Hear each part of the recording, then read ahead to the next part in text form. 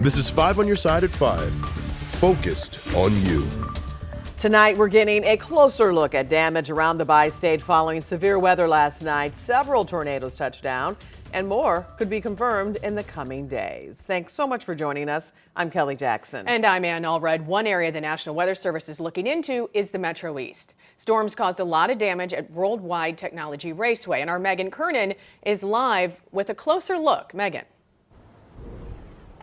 Yeah, Ann, it wasn't a tornado that caused damage here at Worldwide Technology Raceway and Madison. Instead, extremely strong straight line winds roared through here Thursday night. Tonight, we've learned the damage left behind has caused 2 events to be canceled this weekend.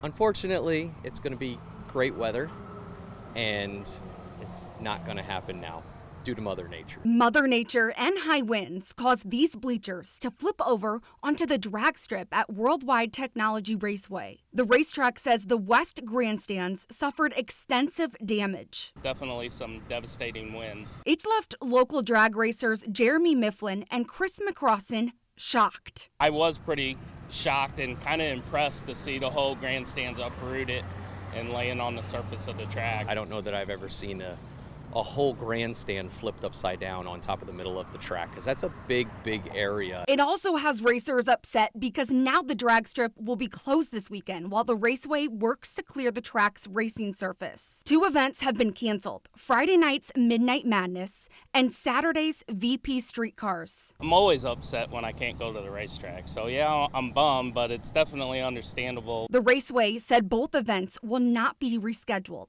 That's not going to be a quick cleanup. I mean, this is an understandable, something that's uncontrollable, and it's now put us in a predicament of where are we going to go race this weekend instead. McCrossin and Mifflin say some folks are upset about the raceway's no refund policy, but that doesn't mean people won't have another opportunity to go to an event. They don't leave you high and dry. They do actually move your payment or your current ticket to a future race, down the road. There's a lot of frustration there. But it always seems to work out. Now, the next Midnight Madness is happening on May 17th, and the VP Streetcar Series won't be happening until June 29th. Live in Madison, Megan Kernan, 5 on your side. A tornado caused damage at Brookdale Farms in Eureka. There was a wedding rehearsal dinner when the storm blew off part of the roof. Luckily, no one was hurt. Crews have already made the repairs because the wedding is tomorrow. And check this out. Ryan Hayes took this video of a tornado touching the ground. Look at that video in Greene County, Illinois. This was near Barr, which is just northeast of Jerseyville. Let's check in with meteorologist Jim Castillo with where we've seen confirmed tornadoes. Jim. Yeah, what an evening we had, late afternoon and evening. And here it is at Greene County Supercell, green and black sky. Tracy, thanks for sending that in near Greenfield, Illinois. So 7 confirmed tornadoes, and they were weak and spin-up tornadoes under about 10 minutes. No injuries or deaths being reported at all, which is fantastic news.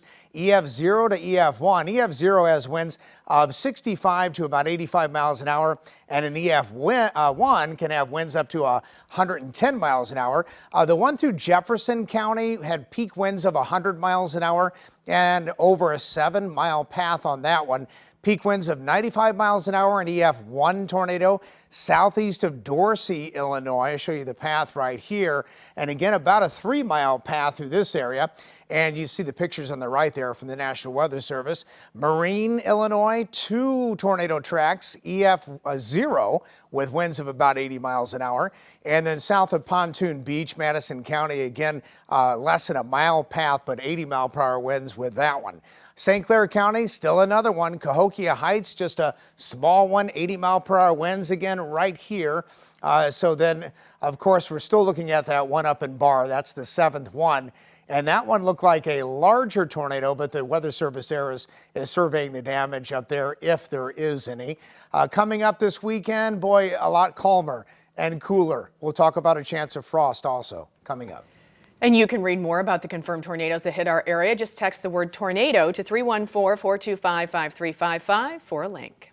Jury selection began today in the trial of a man accused of killing a St. Louis police officer. It has taken nearly 4 years to get to this point. Police say Thomas Kinworthy opened fire on Officer Tamaris Bohannon moments after he responded to a home where shots were fired during a break-in. Our Christine Byers tells us what's next in the case and explains why it's taken so long. We were here just 3 months ago for jury selection in the same case. Just before opening statements were to begin, though, the lead prosecutor got sick and the trial had to be postponed until today. Police say Thomas Kinworthy fatally shot Officer Bohannon and wounded another officer in the Tower Grove neighborhood in August of 2020. The case has had multiple delays since then. Kinworthy has pleaded not guilty by reason of mental defect. Mental health evaluations take months to conduct. During jury selection in January, Kinworthy talked to himself at times, and his eyes darted around the room and the ceiling. Officer Bohannon was just 29 years old when he was killed. He left behind his wife, Alexis, and 3 young children. Bohannon's widow tells me their youngest child is turning 10 years old this weekend, so that's where she's focusing her energy. She plans to be here for every day of the trial, which is supposed to last about 2 weeks. Christine Byers, 5 on your side. Missouri is on the verge of expanding tax breaks and public funding for private schools. The Missouri House narrowly passed the controversial proposal, sending it to Governor Parson's desk. Our political editor, Mark Maxwell, has new reaction from teachers on how it could impact their work. Kellyanne, good evening. School choice supporters compared education to private industry, where capitalism and competition drive some businesses to succeed and gobble up market share. But opponents said that can also open up other struggling schools to more risk and sometimes to closure. We met high school teacher Nate Gibson on the picket line outside Kipp High School. Right now we're dealing with turnover where it's 50% year to year. We have people leaving during the year, and that results in gaps in coverage. It results in gaps in our students' education. Students here experience what many do in Missouri classrooms. I'm a social studies teacher. They had me in a geometry class, which was run online, running that class, which I'm not certified to do. And my math skills, a little iffy over the last couple of years, but I tried to help the best I can, but it's not the same as having a math teacher. The local teachers union opposed the new state plan to use public money to expand tax breaks and fund private schools. There's little public oversight over their expenses. Senate Republican Andrew Koenig wrote that bill. We basically have a government monopoly. His plan would pay to help students from wealthier families leave public school and pay for tuition at private school. And sometimes I disagree with the values that are being taught in the public school. And so I want that option to get the education that my kids deserve. House Democrats said the better alternative was to support public schools so they can serve everyone. Not only serve everybody, take everybody back when charter schools fail. Is that happening? Yes. That's not a hypothetical? No. Where is that happening? 50% of charter schools in the city of St. Louis have failed over the last decade. Byron Clemens is with AFT 420. Most students in the U.S. are public school products.